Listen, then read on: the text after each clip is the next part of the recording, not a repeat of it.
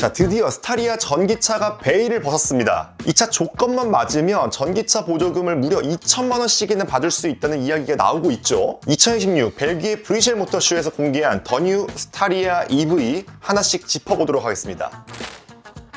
자, 일단 스타리아 어떤 차입니까? 이 계보를 쭉 거슬러 올라가 보면은 그레이스, 스타렉스, 거기서 이어지는 승합차잖아요. 그러니까 우리나라에서 유년기를 보냈던 사람이라면 아마 거의 대부분은 학원차로 이거를 한 번씩 타보셨을 거예요. 그러니까 스타리아는 전통적으로 사람을 운송하기 위해 만들어진 차라는 거죠. 근데 이게 사람은 많이 실을 수 있는데 솔직히 타본 기억들 중에서 이게 편하다고 느끼신 분들 있으세요? 저는 좀 불편하다고 느꼈었는데 심지어 여기에 디젤 엔진 얹은 차들이 되게 많았었단 말이에요.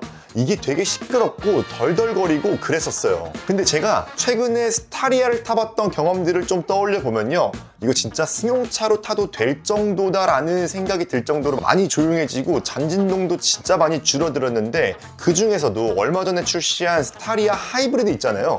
이건 진짜 물건이었습니다. 정말 편한 차로 바뀌었었어요. 그렇다 보니까 이 좋은 차에다가 전기 파워트레인까지 얹으면 얼마나 더 좋은 차가 될까? 차체 바닥에 무거운 배터리 깔리면은 강성도 늘어나고 잔진동도 줄어들고 안정감도 엄청 좋아지겠다, 이런 생각을 좀 해봤었는데, 그렇게만 되면은 움직이는 거실이 되지 않을까 이런 생각 들잖아요. 그래서 스타리아 크기가 얼마나 큰지 한번 살펴보자면요, 길이가 무려 5255mm에 달합니다. 폭은 2m에서 딱 5mm 부족하고요. 높이는 2m나 되는 큰 차예요. 게다가 요즘 아이오닉 5 이런 거 휠베이스 길다고 하잖아요. 고작 3m 정도인데 스타리아 휠베이스는 3275mm나 됩니다. 이 차가 얼마나 큰지 카니발이랑 비교해도 100mm나 더 큰 차예요. 휠베이스는 180mm나 더 큰 차니까 카니발이 미니밴이면 스타리아는 그냥 작은 버스 정도라고 보는 게 편할 정도입니다. 참고로 PV5랑 비교하자면 560mm나 더 큰 차니까 아예 같은 급이라고 보지도 못하는 차인 거죠. 이렇게 큰 크기는 당연히 스타리아 EV에서도 이어갑니다. 외형만 보면 기존 스타리아랑 거의 똑같죠. 다만 달라 보이는 포인트는 막힌 그릴이랑 범퍼 하단 부분이 좀 달라 보이네요. 근데 원래 디자인 자체가 워낙 깔끔하게 나와서인지 어색해 보이진 않아요.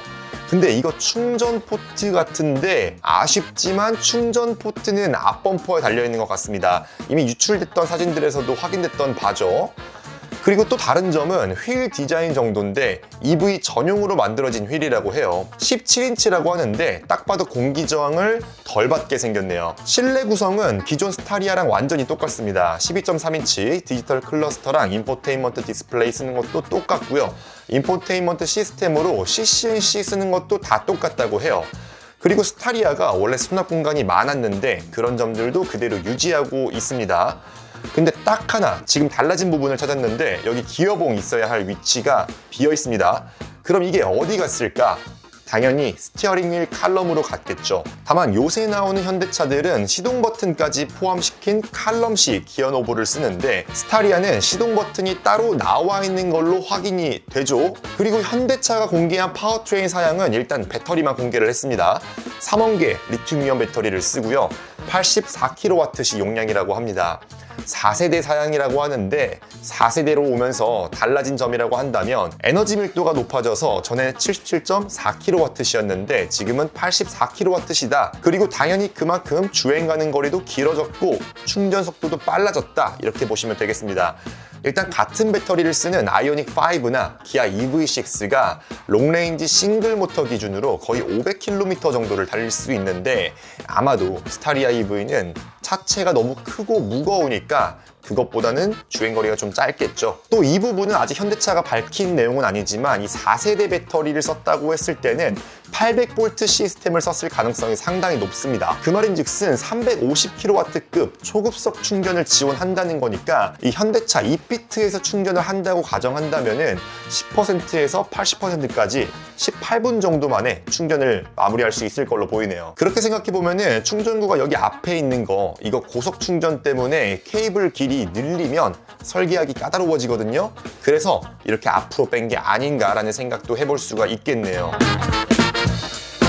자, 그러면 이제 가격을 좀 생각을 해봐야 될 것 같은데요. 올해 전기차 보조금이 확정되면서 가장 큰 수혜를 입을 차로 바로 이 스타리아 전기차를 꼽았습니다. 왜냐하면 올해 소형 전기 승합차 같은 경우에는 최대 1,500만 원이나 국고 보조금을 지원하기 때문인데요. 이거 기준이 일단 11인승은 돼야 합니다. 근데 거기에 들어갈 차가 사실상 스타리아 전기차밖에 없기 때문에 가장 큰 수혜를 볼 거다 이렇게 얘기를 했던 거죠. 그리고 지금 얘기한 건 전부 국고 보조금 얘기만 한 거니까 만약에 지자체 보조금까지 합쳤을 때는 최종적으로 스타리아 전기차를 살 때 2천만 원 정도의 보조금을 받을 수도 있겠다라고 예상을 해본 거고요. 현대차 그룹 내에서 스타리아 전기차가 위치할 자리를 한번 찾아보면요. 일단 가장 가까운 차로 ST1을 꼽을 수 있을 것 같습니다. 근데 여러분, 이 차 가격이 생각보다 높습니다.